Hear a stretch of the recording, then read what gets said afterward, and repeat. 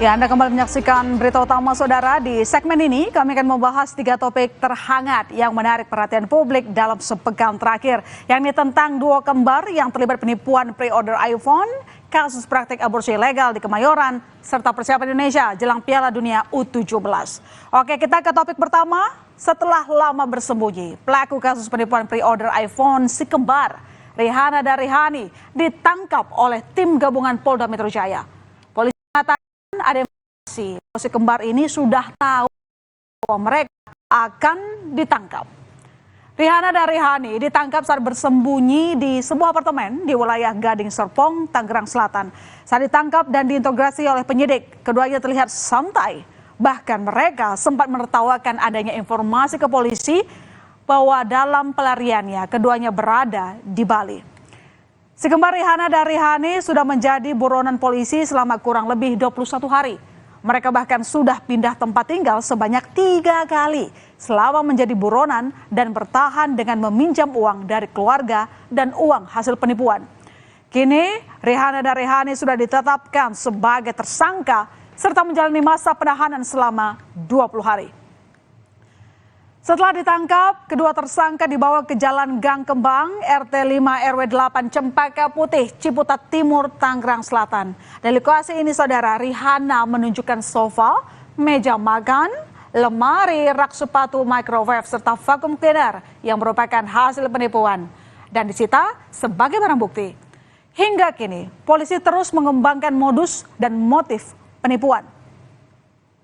Yang bersangkutan ini Rihana, saudara RA ini awalnya memposting di platform media sosial berbentuk Instagram.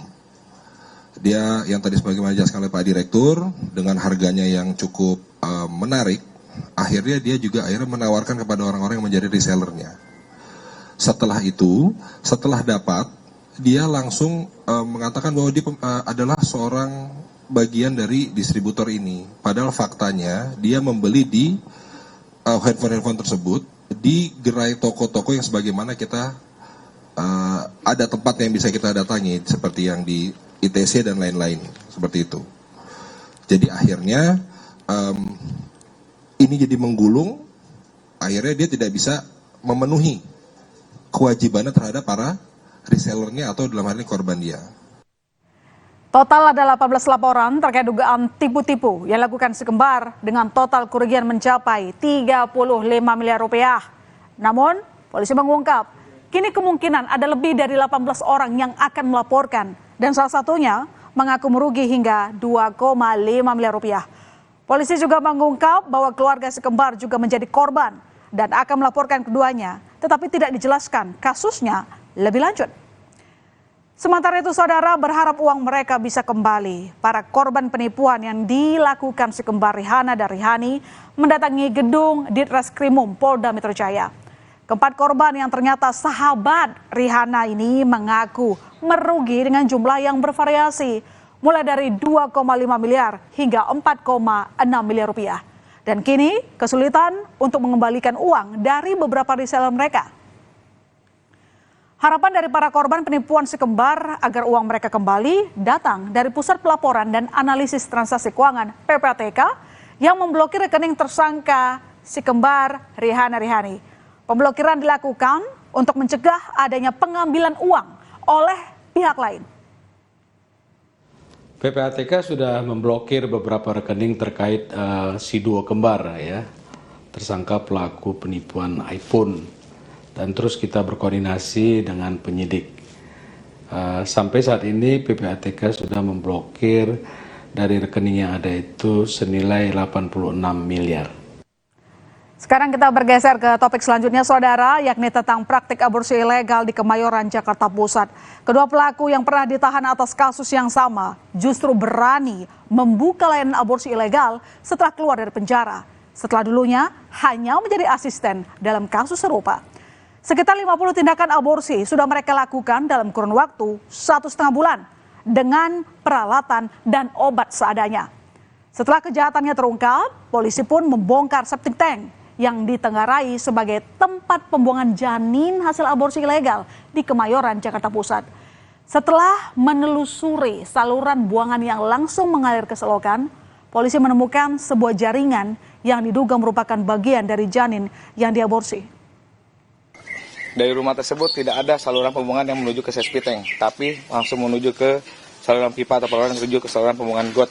Seperti yang rekan-rekan lihat tadi di sebelah sana, telah ditemukan ya pada pukul sekitar 15.40 WIB, ditemukan jaringan. Ya, jaringan ini yang kita masih belum tahu jaringan apa, yang kemudian nantinya akan dikirimkan ke laboratorium forensik ya, untuk diketahui apakah jaringan tersebut adalah merupakan jaringan janin seperti yang kita duga atau jaringan apa. Mungkin jaringan yang ditemukan tadi di saluran pembuangan di got. Polisi juga menyisir hingga membongkar saluran air yang berada di sekitar TKP dan menyita sejumlah benda yang diduga ada kaitannya dengan rumah aborsi tersebut untuk diperiksa di laboratorium. Adanya alur pipa yang berkelok-kelok menyulitkan pencarian. Dan saudara, inilah kedua tersangka utama dalam kasus praktik aborsi ilegal ini, yakni SM dan NA yang dibawa ke lokasi untuk menunjukkan lokasi pembuangan janin hasil aborsi. SM sendiri, saudara, pernah terlibat dalam kasus aborsi ilegal dan baru bebas dari tahanan pada 7 Mei 2022. Sementara NA keluar dari penjara bulan Juni tahun 2022. Tersangka SM yang berperan menjadi eksekutor dalam praktik aborsi ilegal ini mempelajari segala sesuatunya secara otodidak. Ia pernah tergabung dalam jaringan aborsi ilegal di kawasan Duren Sawit. Dan saat itu ia masih menjadi asisten pembantu.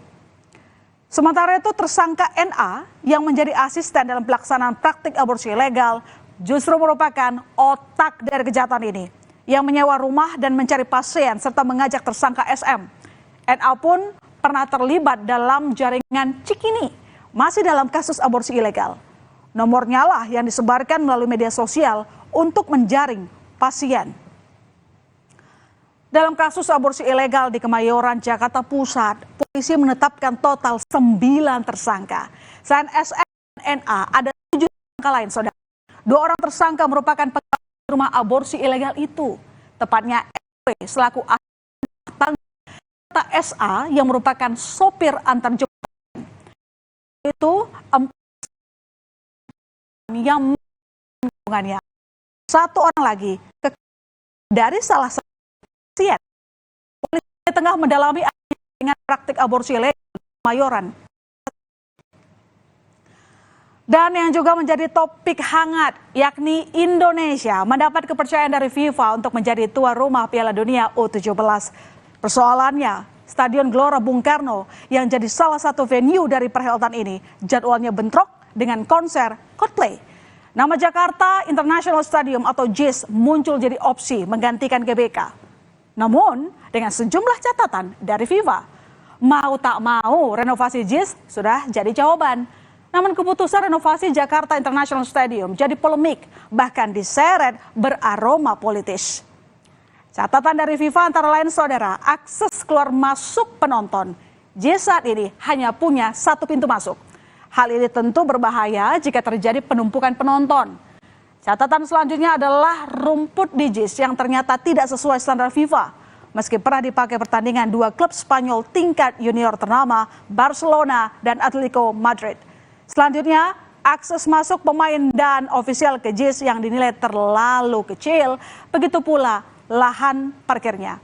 Nantinya pemerintah akan menyediakan sekitar 5.000 meter persegi untuk lahan parkir JIS.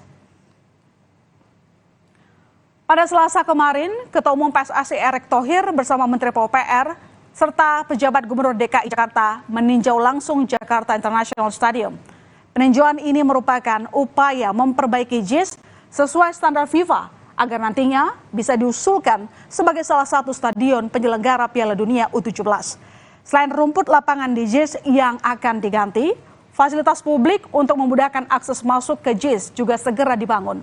Karena Piala Dunia U17 akan digelar 10 November, maka mau tak mau renovasi JIS ini harus dikebut dalam waktu 3 bulan. Kenapa stadion ini lebih megah, yang ini tidak megah, tapi yang ini lolos oleh FIFA? Karena FIFA akan melihat kualitas daripada lapangan dan akses keselamatan daripada supporter. Dan pemisahan pintu masuk yang namanya pemain, ya kan, media, penonton dan lain-lain itu loh. Jadi itu yang kita harus lakukan. Kalau ada tuduhan ini politik ya biarin aja, saya sih nggak mau pusing, kalau saya kan kerja profesional.